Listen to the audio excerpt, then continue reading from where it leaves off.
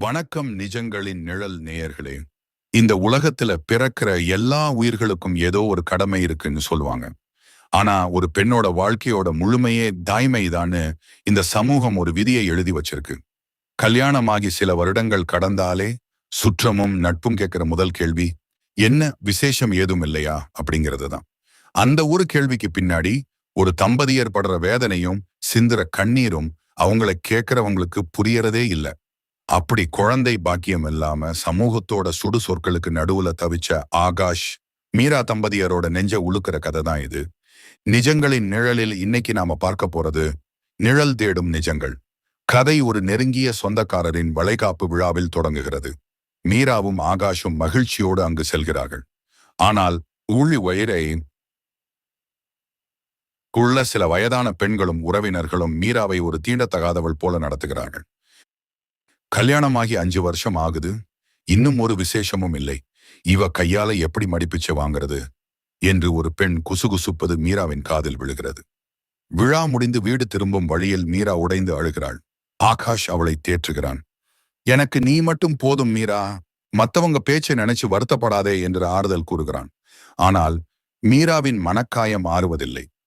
ஒவ்வொரு மாதமும் மாதவீடாய் தள்ளி போகும் போதெல்லாம் மீராவின் மனதில் ஒரு மெல்லிய நம்பிக்கை துளிர்க்கும்.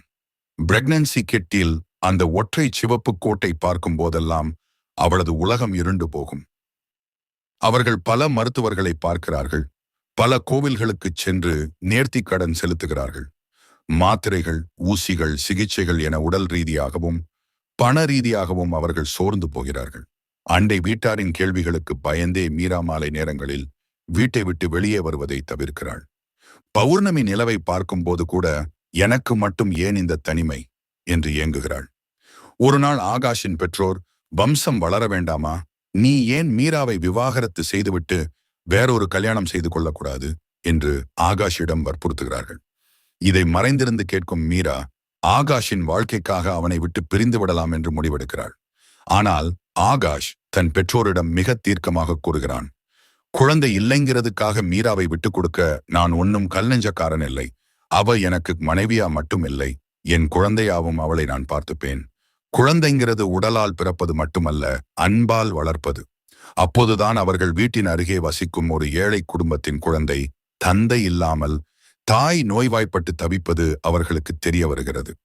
ஆகாஷும் மீராவும் அந்த பாலகனை தத்தெடுத்து வளர்க்க முடிவெடுக்கிறார்கள். அந்த குழந்தையை மீரா முதலாக கையில் ஏந்தும் போது அவளது கண்ணீர் அவனது கன்னத்தில் விழுகிறது. அதுவரை அவளை சூழ்ந்திருந்த குழந்தையின்மை என்ற நிழல் மறைந்து தாய்மை என்ற நிஜமான ஒளி அவளது வாழ்வில் வீசுகிறது.